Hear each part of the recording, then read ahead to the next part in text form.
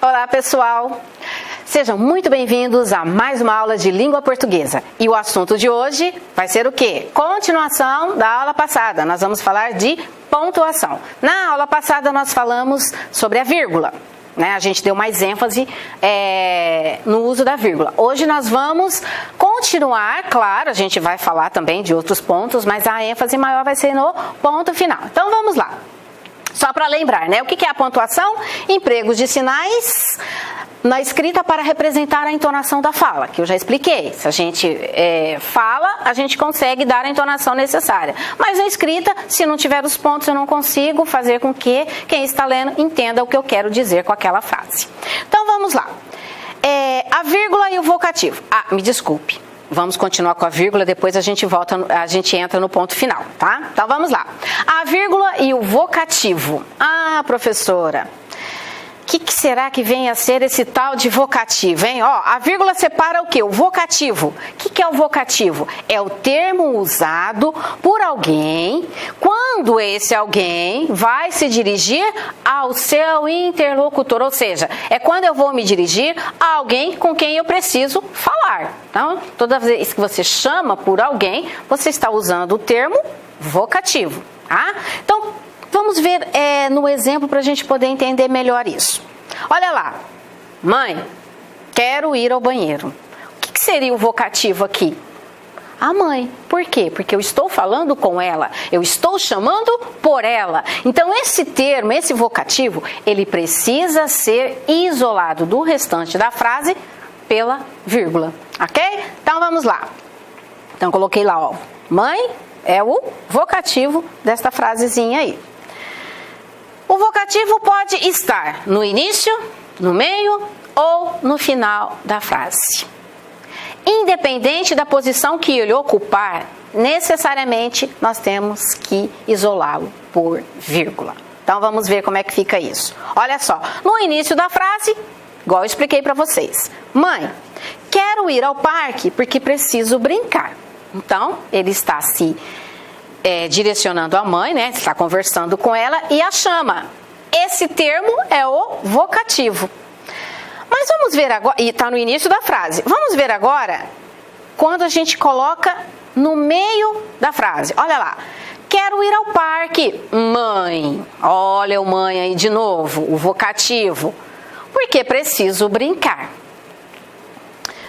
Na terceira, eu já coloquei a mãe lá no final. Primeiro no começo, depois no meio, depois no final. Mas em todas as situações, esse vocativo, ele precisa ser isolado pela vírgula, separado por vírgulas. Então, lá no terceiro, quero ir ao parque porque preciso brincar, mãe. Certo? Então, a mãe foi lá para o finalzinho da frase. Então, só para entender, mãe no início, vocativo, mãe no meio da frase, vocativo, e mãe no final, vocativo. Então, independe da posição em que esse termo vai ocupar. Se é no começo, se é no meio ou se é no final, em todos os casos nós vamos separá-lo por vírgula.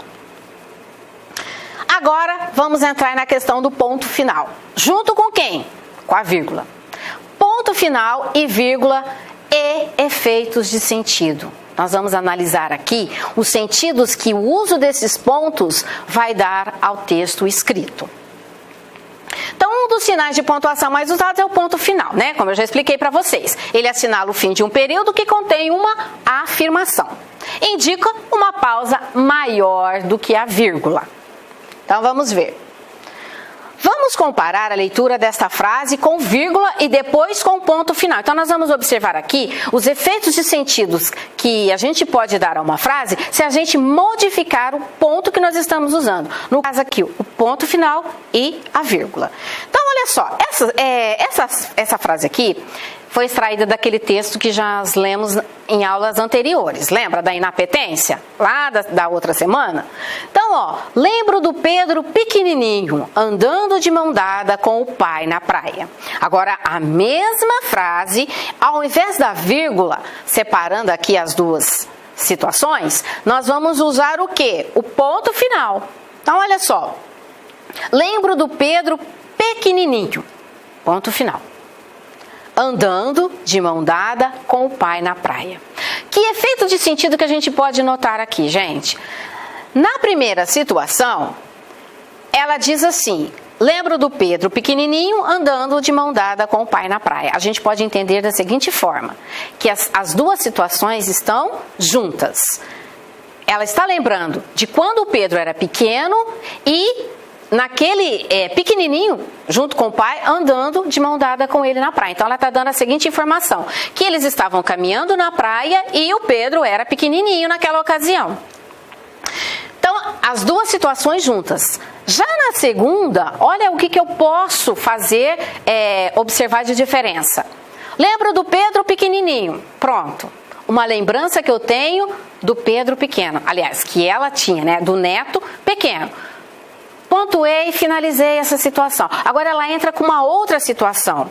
Lembro do Pedro andando de mão dada com o pai na praia. Observe que aqui a gente pode interpretar duas situações que não precisam estar necessariamente juntas. Pode ser uma situação separada da outra. Primeiro eu lembro do Pedro pequeno.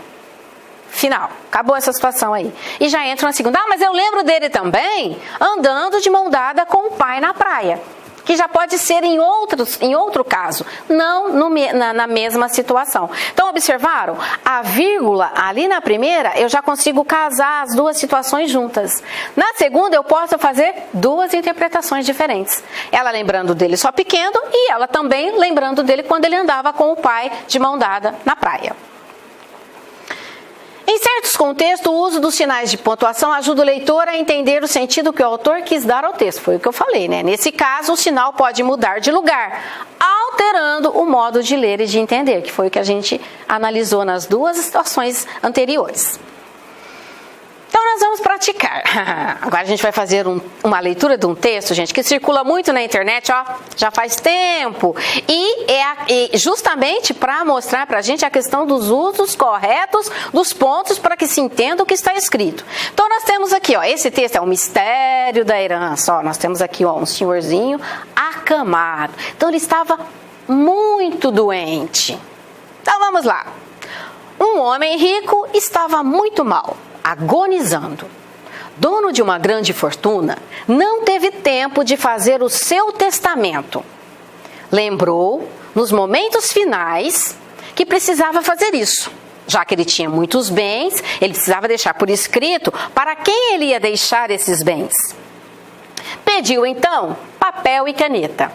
Só que, com a ansiedade em que estava para deixar tudo resolvido, acabou complicando ainda mais a situação, pois deixou um testamento sem nenhuma pontuação. Então ele escreveu tudo o que ele desejava, para quem que ele queria deixar os bens dele, porém ele não assinalou com pontos, ele não colocou os pontos nos devidos lugares.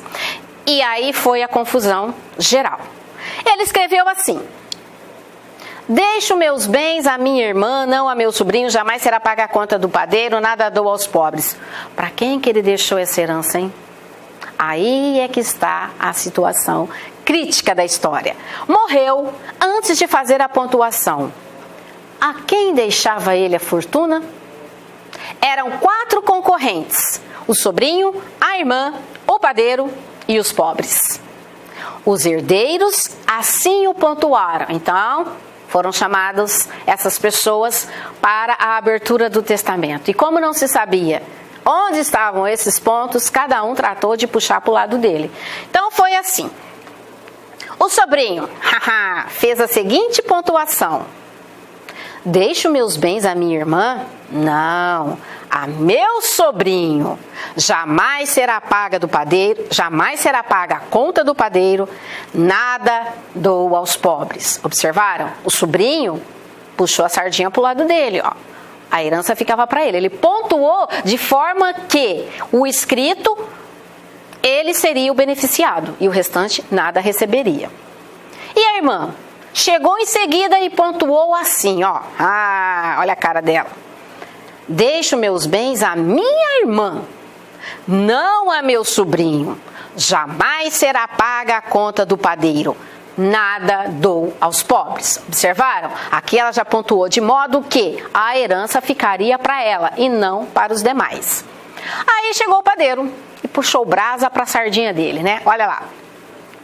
Deixo meus bens à minha irmã? Não. Observe que aqui, ó, eu utilizei o ponto de interrogação e o ponto de exclamação. No caso, o ponto de interrogação para perguntar, né? Deixo meus bens à minha irmã? Não. Para indicar o quê? A emoção dele no momento. Ele está assim, categórico. Não. A meu sobrinho? Outro questionamento. Jamais será paga a conta do padeiro.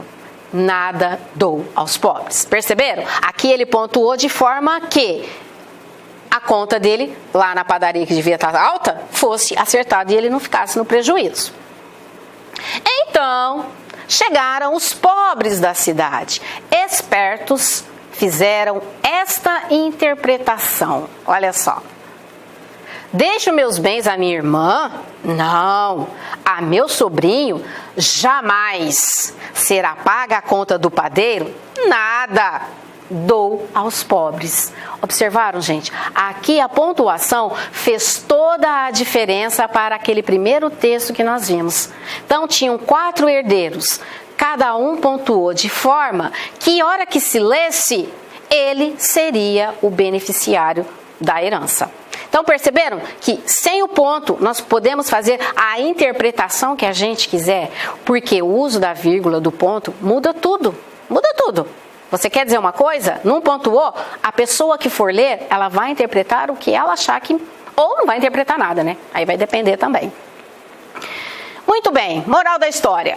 A vida pode ser interpretada e vivida de diversas maneiras. Nós é que fazemos a pontuação.